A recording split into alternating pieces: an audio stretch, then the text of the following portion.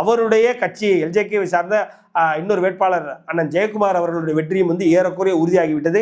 இன்னும் அவரை வந்து கொஞ்சம் பிரபல்யப்படுத்தணும் அப்படின்னு சொல்லி அங்கு உள்ள நமக்கு தெரிஞ்ச ஒரு சில தகவல்கள் வந்து வருது. ஆனால் அவரும் வந்து பிரபலப்படுவார். அவரும் வந்து அண்ணன் ஜெய்சிஎம் எப்போ அந்த தொகுதிக்குள்ளே உள்ளே போகிறாரோ அந்த தொகுதியில் ஜெய்சிஎம் அவர்கள் உள்ளே போனதுலேருந்து கண்டிப்பாக அவருடைய வெற்றி வாய்ப்பும் வந்து பிரகாசமாகும். அதாவது ஜெயக்குமார் அவருடைய வெற்றி வாய்ப்பும் பிரகாசமாகும். இந்த 2 தொகுதி இந்த தடவை எல்ஜேகே அடிக்கலாம், வேற எவனாலும் முடியாது. எல்ஜேகேக்கு தான் இந்த 2 தொகுதி அப்படின்ற மாதிரி வேலை பார்த்துக்கிட்டு இருக்காங்க, வேலை நடந்துகிட்டு இருக்கு. அங்கே அவரை மீறி, அதாவது ஜெய்சிஎம் மீறி அந்த 2 தொகுதிக்குள்ளே எவனும் வந்துட முடியாது. இந்த டிவிக்கெல்லாம் யாரோ சுமனா யாரோ ஒருத்தர் அண்ணனை ஜெய்சிஎம் அவர்களை வெற்றி பெற்று விடுவோம் என்று அங்கங்கே சுற்றிக்கிட்டு இருக்காங்க போல.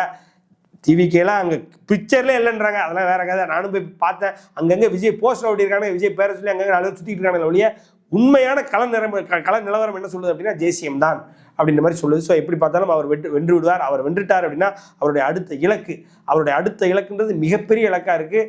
அதை நம்ம பேசுவோம். ஏன்னா இன்னும் அவரை பற்றி நம்ம ஒரு வீடியோவில் சுருக்கிற அளவுக்கு அவருடைய அருமை பெருமைகள்லாம் இல்லை. அதனால் பல வீடியோக்கள் அவரை பற்றி பேசணும் அப்படின்ற மாதிரி ஒரு முடிவு எடுத்திருக்கேன். ஏன் அப்படின்னா இப்படி சம்பந்தமே இல்லாமல் ஏன்டா அவருக்கு முட்டு கொடுக்குறேன் அப்படின்னா, ஒரு நல்ல மனிதர், அதாவது பணம் இருக்குது, எல்லாத்தையும் பணம் இருக்குது. ஆனால் அந்த பணத்தை வந்து எப்படி மக்களுக்காக செலவு பண்ணணும், எப்படி மக்களுக்காக நம்ம நேரத்தை ஒதுக்கணும், மக்களுடைய தேவைக்காக நம்ம எப்படி வந்து ஒரு மக்கள் சேவகராக மாறணும் அப்படின்னு எல்லாரும் நினைக்க மாட்டாங்க. இந்த ஆள் நினைக்கிறாப்புல, யாரு அண்ணன் ஜெய்சிஎம் அவர்கள் நினைக்கிறாப்புல. அப்போ இப்படிப்பட்டவர்கிட்ட நம்ம கூட இருக்கணும் அப்படின்றது வந்து ஒரு தார்மீக உரிமை. இன்னைக்கு மக்களாகிய நமக்கு சாதாரண இன்னைக்கெல்லாம் நம்ம மிடில் கிளாஸ்லேருந்து வந்திருக்கோம்.